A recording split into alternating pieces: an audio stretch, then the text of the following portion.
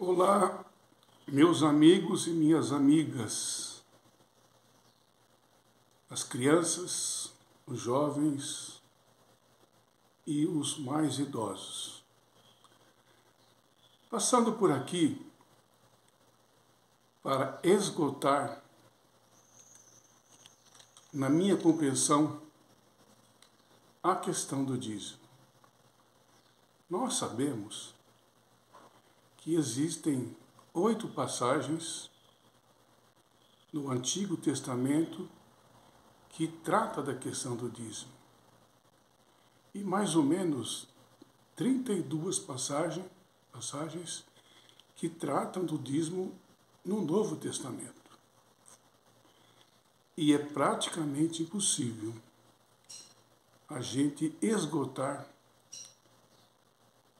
todo o tema. E aí, nós iríamos precisar de muito tempo. Hoje, porém, nós vamos encerrar essa questão para iniciar o novo tema que o Senhor colocar na minha mente, para que eu possa estudar com os irmãos. É esse o objetivo a qual nós propusemos a fazer. Como já disse, esta é a última vez que tocaremos nesse assunto. E eu peço a compreensão de todos. Como já disse, esse assunto é muito complexo. E não dá para que nós possamos esgotar o tema. Precisaríamos de muito mais tempo.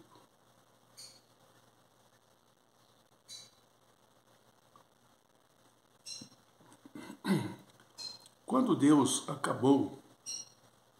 completou a sua obra, realizou o primeiro casamento entre Adão e Eva. Aliás, só haviam os dois, né? Havendo Deus acabado toda a sua criação, Deus colocou a Adão para lavrar e cuidar da terra. Com isso, nós entendemos que Adão e Eva, eles eram mordomos de tudo aquilo que Deus criara. Ele deveria cuidar de tudo, dos animais, das plantações que Deus tinha criado. Ele era o mordomo. Deus confiou nele que ele fosse co-regente da terra. Nós sabemos que Deus é supremo sobre tudo e sobre todos. E Deus confiou Adão e Eva para cuidar de tudo que ele fez. Então Adão e Eva eram tão somente mordomos, porque nada pertenciam a ele ou a eles. Nada pertencia. Porque fora Deus quem criou todas as coisas que há debaixo dos céus. E eu vou ler aqui, estou usando hoje Nova Tradução na linguagem de hoje. Eu vou mostrar aqui a capa. Eu não costumo usar essa versão. Mas hoje, para quebrar o protocolo, eu vou usá-la com a permissão de todos os senhores. Então vou mostrar aqui a capa. Olha, está vendo aí? Ó? A Bíblia, a Nova Tradução da Bíblia na linguagem de hoje. Então, eu quero aqui, no capítulo 2, do verso 15, completar o meu raciocínio que está embasado na Bíblia. Tudo o que nós falamos aqui está embasado na Bíblia. Se eu disser alguma coisa que não tem base bíblica, isso aí é incorreto. Se eu disser alguma coisa, como diz Paulo, digo eu, não o Senhor, isso é bíblico, né? Se eu colocar alguma palavra que são minhas, e se elas estiverem embasadas na Bíblia, isso não será incorreto. De acordo com o que eu vos falei, Adão e Eva, eles eram o corregente da terra, ou seja, o mordomo, porque nada lhes pertencia. E para isso, leremos aqui as seguintes palavras. Então o Senhor Deus pôs o homem no jardim do Éden para cultivar dele as plantações e tudo que Deus fizera. Então aqui eu vou repetir. Então o Senhor Deus pôs o homem no jardim do Éden para cuidar dele e fazer plantações. Então, Deus colocou nossos primeiros pais no jardim do Éden para lavrar e cuidar deles. Na Bíblia, Almeida Revista Atualizada, que é a Bíblia mais comum que se usa em público, né? Essa Bíblia aqui é mais para usar em casa, para estudar e ver se os textos estão de acordo com a Bíblia, com a versão Almeida Revista e Atualizada. Certo? Posto isso, eu vou ler aqui a última passagem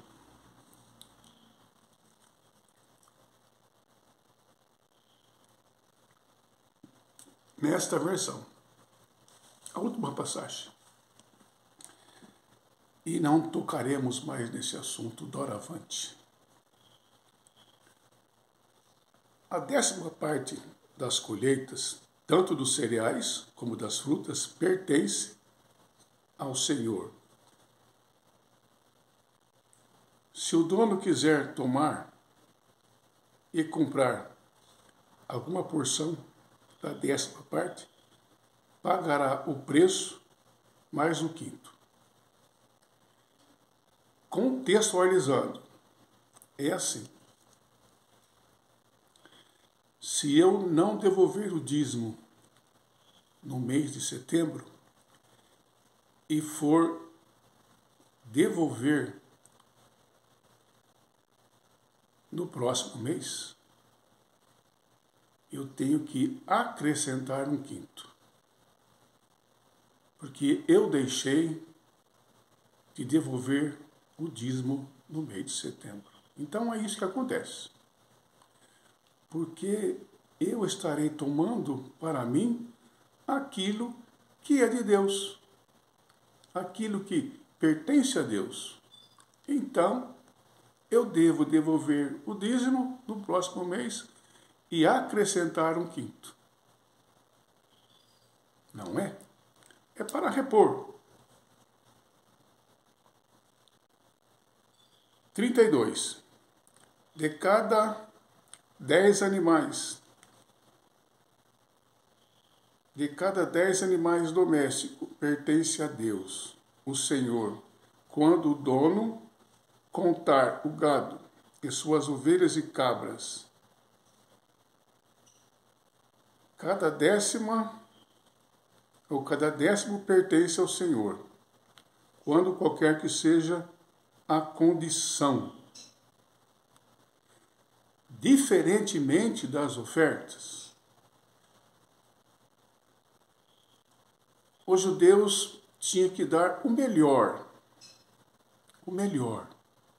Ele deveria escolher, eu aqui estou dizendo um texto que eu não coloquei aqui, meus queridos irmãos. Que eu não coloquei aqui.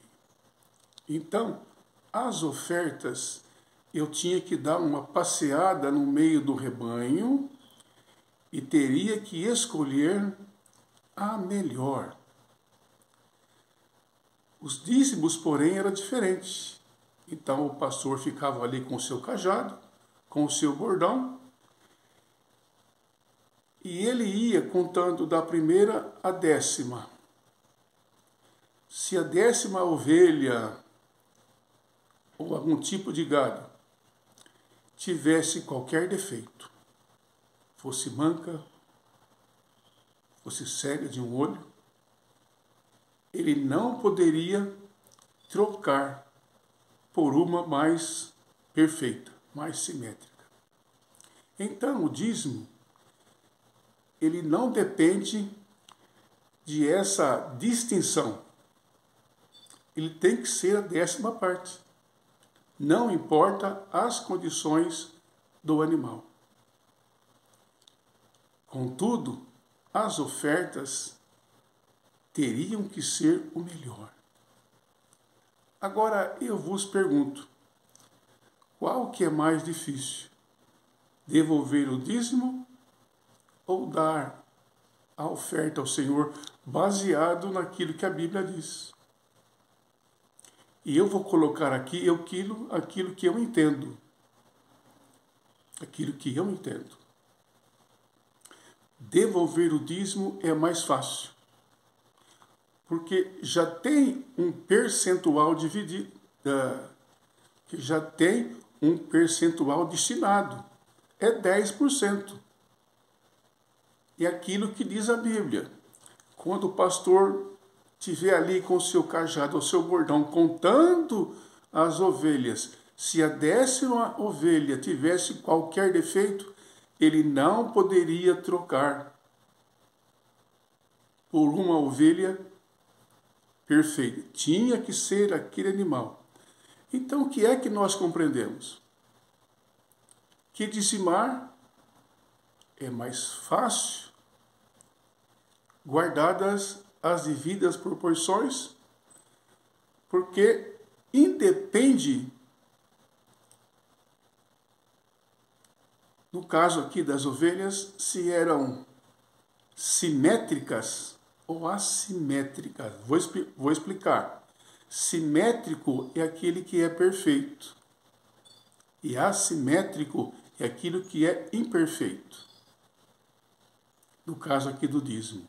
Mas nas ofertas, teria ou tem ainda hoje que ser o melhor. Nós não vamos tocar na questão das ofertas. Como eu já disse, é um assunto deveras complexo. E nós não teremos tempo para dissecar tudo aquilo que a Bíblia diz no que diz respeito aos dízimos e às ofertas. Então aqui, do verso 30 a 33, nas vossas casas, com as vossas Bíblias, com oração, com humildade, poderás ver melhor do que trata o texto de Levíticos 30 a 33. Não vou ler o texto. A propósito, para que você, na sua casa, você que está acostumado a ler a Bíblia, você que tem habilidade de manusear a Bíblia, como Paulo diz a Timóteo, Pode ser que você não tenha essa expertise, não. Mas cada pessoa, de acordo com a sua simplicidade. Não é necessário ser um teólogo e conhecer todas as regras para se estudar a Bíblia, como metáfora, como metonímia, certo? Como parábolas, como a hipérbole e outras figuras de linguagem. Não é necessário usar esses métodos para se compreender a Bíblia. Correto? Então, dito isso, eu quero ir para Malaquias. Não estava aqui no meu script, ou seja, no meu esboço, tocar nesse assunto. Porque às vezes machuca, porque a verdade dói em todos nós, indistintamente. Porque às vezes a gente não compreende, não é? Aquilo que a Bíblia nos diz. Mateus, ou seja, Malaquias, capítulo 3.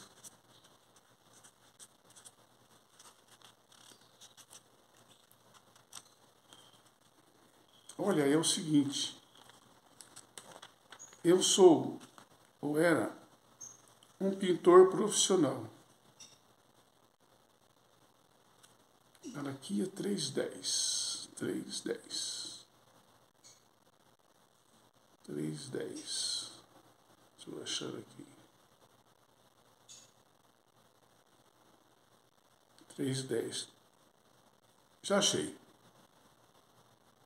São 17 minutos e 14 segundos. Eu prometi que faria vídeos curtos. Eu, o Senhor Todo-Poderoso, ordeno que tragam todos os dízimos ao depósito do templo. Que haja bastante comida na minha casa. Ponham à prova e verão que abrirei as janelas dos céus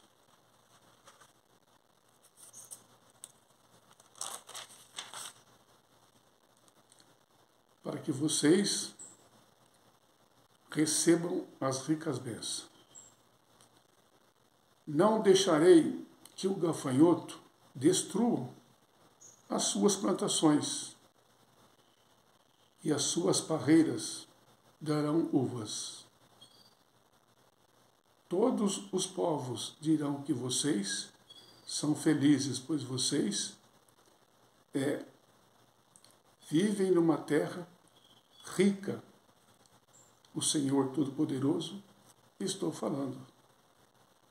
E aqui, nesse texto que eu não vou ler todo, que não quero passar dos 20 minutos. Talvez eu passo aí uns 2.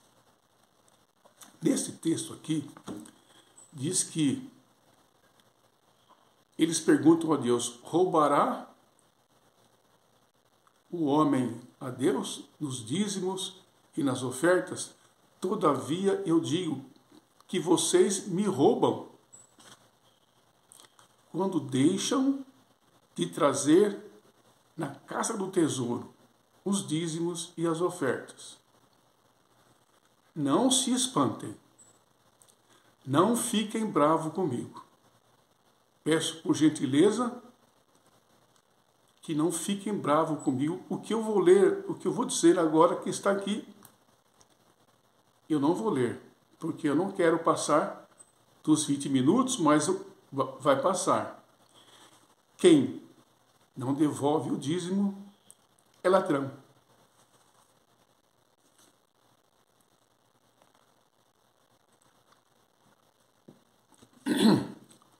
E Paulo fala que os ladrões não entrarão no reino de Deus. Que possamos devolver os dízimos, porque não é um pagamento, não é uma contribuição, é uma ajuda, é um reconhecimento de que Deus é o proprietário legítimo de tudo que existe debaixo do céu. Então, de novo, o dízimo é um reconhecimento que ele é o legítimo proprietário de todas as coisas. E também é um ato pedagógico que serve para que nós não sejamos egoístas ou egoístas. E sabe por quê? Porque Deus deu o melhor para nós, que foi seu Filho. Está lá. Em João, capítulo 3, verso 16, salvo engano. Porque Deus amou o mundo de tal maneira que deu o seu Filho unigênito, para que todo aquele que nele crê não pereça a vida eterna. Deus deu o melhor para nós. E nós devemos dar o melhor de acordo com aquilo que nós temos. Deus não exige mais e nem menos. Tudo é proporcional. Já disse aqui. Se você tiver R$100, vai devolver R$10. Se você tiver R$1.000 ou mais, vai dizimar de acordo com você ganha. E Deus é justo. Ao contrário de que muitos irmãos pensam que para ter as bênçãos de Deus, você tem que dar mais daquilo que você ganha. Isso não é bíblico. Algumas pessoas pensam que para você ser bem-sucedido, você tem que dar um dízimo além daquilo que ele pede. Então não é dízimo, então é 20.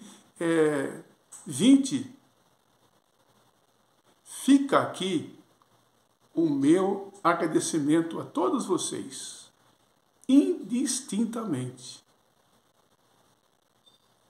E eu quero pedir a permissão de vocês, e se vocês quiserem orar comigo, vamos fazer agora. Senhor nosso Deus e nosso Pai, nos dê simplicidade, nos dê hombridade para lidar com as coisas e com as pessoas.